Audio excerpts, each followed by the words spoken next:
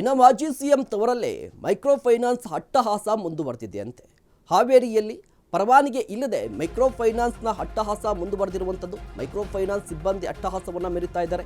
ಇವರಿಗೆ ಯಾವುದೇ ರೂಲ್ಸ್ ಇಲ್ಲ, ಇಷ್ಟ ಬಂದ ಹಾಗೆ ಕಾರ್ಯವನ್ನು ನಿರ್ವಹಿಸ್ತಾ ಇದ್ದಾರೆ, ಅನಧಿಕೃತವಾಗಿ ಕಾರ್ಯವನ್ನು ನಿರ್ವಹಿಸ್ತಾ ಇದ್ದಾರೆ ಅಂತ ಆರೋಪ ಕೇಳಿ ಬಂದಿರುವಂಥದ್ದು. ಹೀಗಾಗಿ ರೈತ ಸಂಘ ಒಂದು ಅಭಿಯಾನವನ್ನು ಹಮ್ಮಿಕೊಂಡಿರುವಂಥದ್ದು.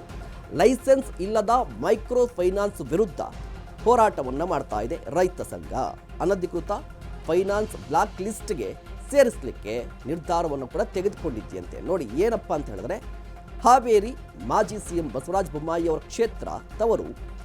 ಇಲ್ಲೂ ಕೂಡ ಮೈಕ್ರೋ ಫೈನಾನ್ಸ್ನ ಅಟ್ಟಹಾಸ ಮುಂದುವರೆದಿದೆ. ಯಾವುದೇ ರೂಲ್ಸು ರೆಗ್ಯುಲೇಷನ್ಸ್ ಎಲ್ಲವೂ ಕೂಡ ಗಾಳಿಗೆ ತೂರಿ ಕ್ರಮಕ್ಕೆ ಮುಂದಾಗ್ತಾ ಇದ್ದಾರೆ, ರೈತರಿಗೆ ಕಿರುಕುಳವನ್ನು ಕೊಡ್ತಾ ಇದ್ದಾರೆ ಅಂತ ರೈತ ಸಂಘ ಆರೋಪವನ್ನು ಮಾಡ್ತಾ ಇದೆ.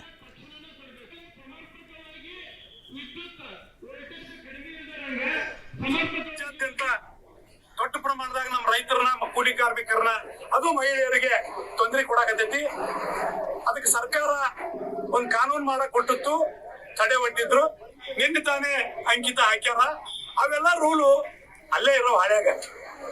ನಿಜವಾಗ್ಲೂ ಇಲ್ಲಿ ರೈತರಿಗೆ, ಕೂಲಿ ಕಾರ್ಮಿಕರಿಗೆ ಮತ್ತು ಮಹಿಳೆಯರಿಗೆ ದೊಡ್ಡ ಪ್ರಮಾಣದಾಗ ಅನ್ಯಾಯ ಆಗ್ತಾ ಐತಿ.